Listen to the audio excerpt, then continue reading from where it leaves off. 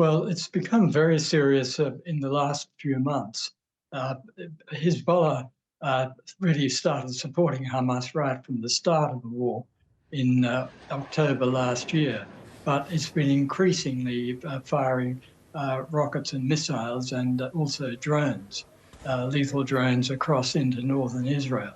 But what really has upset and worried the Israelis was the video footage, which showed that they were probably going to be targeting some sensitive sites in the Haifa area. But already the whole difficulty in northern Lebanon has displaced about 60,000 Israelis. They're out of their homes and they've had to move south.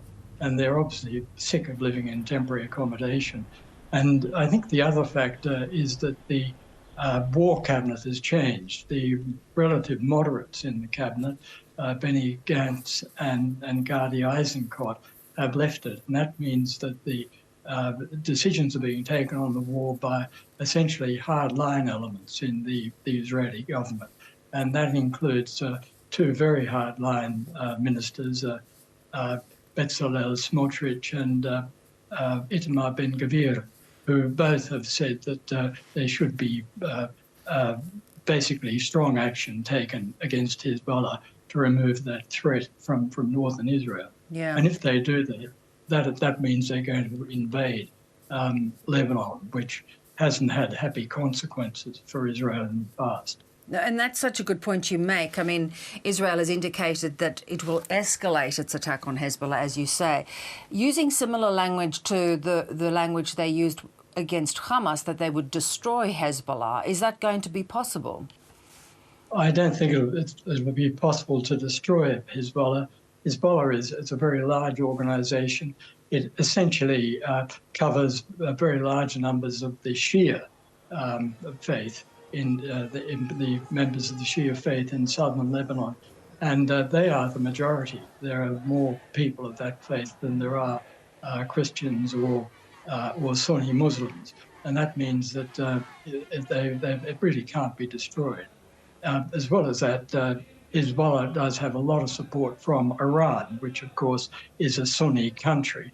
And it supplies a remarkable number of weapons for Hezbollah. Hezbollah is understood to have about 150,000 rockets and missiles, as well as a fairly large number of drones. And if they were to let loose those, they could actually do some serious damage in populated areas of Israel. Yeah. So it wouldn't be an easy war to win.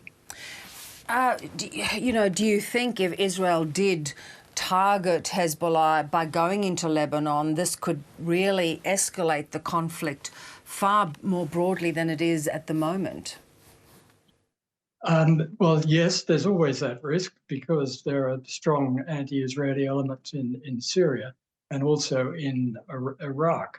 And as well, we saw Iran itself in April take action from Iran by sending some 300 rockets and missiles and drones at Israel.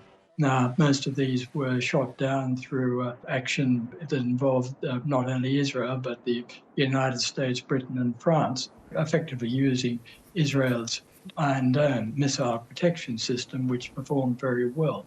But that's if there were to be a significant number of rockets being fired, and if it looked as if Israel were taking very strong action in Lebanon, I wouldn't rule out Iran getting involved again to be a distraction to Israel.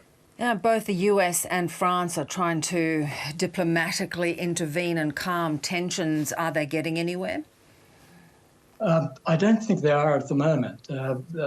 I saw an interview involving Amos Hochstein, the President Biden's special envoy, and he made the point that he didn't think that he'd be able to really reduce pressures involving Hezbollah and Israel unless there were a ceasefire in Gaza. And that probably is the key to reducing it all. If there could be a ceasefire agreed in Gaza, almost certainly Hezbollah would stop sending rockets across the border as well. So that really does hold the key to reducing the conflict there. But any military person will say it's not a good idea to fight a two-front war. And that's what Israel seems to be looking at doing at this point. Yeah. How contentious do you think it could become in Israel itself, given we're already seeing people out on the streets since the war cabinet has disbanded, urging Netanyahu to resign, and they're not happy with the way the war on Gaza is playing out at the moment? Exactly. It's rather difficult to be certain how it would play out. We already have a lot of Israelis, as we saw in television pictures on the weekend, mounting demonstrations for a ceasefire to enable negotiations for release of the hostages to take place, and also demanding a new government. That's a very strong movement. But Netanyahu's strongest support, his party Likud's strongest support, is actually in northern Israel.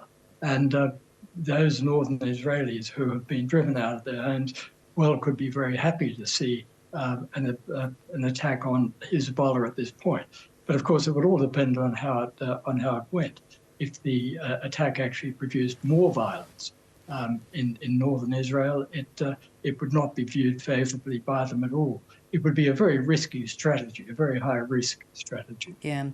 Lebanon itself is almost on its knees economically. I mean, how would they cope with an invasion by Israel? Well, you're right. Lebanon is on its knees. If this threatened war in Lebanon comes at a time when the Lebanese themselves would be hoping for what we know from when I worked in Lebanon, was the summer influx of Lebanese expatriates who come to have summer holidays in Lebanon and spend a lot of money, and actually do help to keep the economy afloat because they spend millions when they come. But if a war would start, of course they won't come.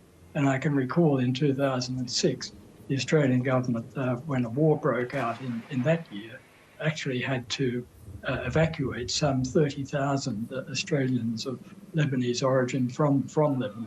So it is an issue which certainly will affect Lebanon at this stage. It will simply mean that their summer financial bonus, which they certainly hope to benefit from, and to keep the economy afloat over the winter, will not be available to them.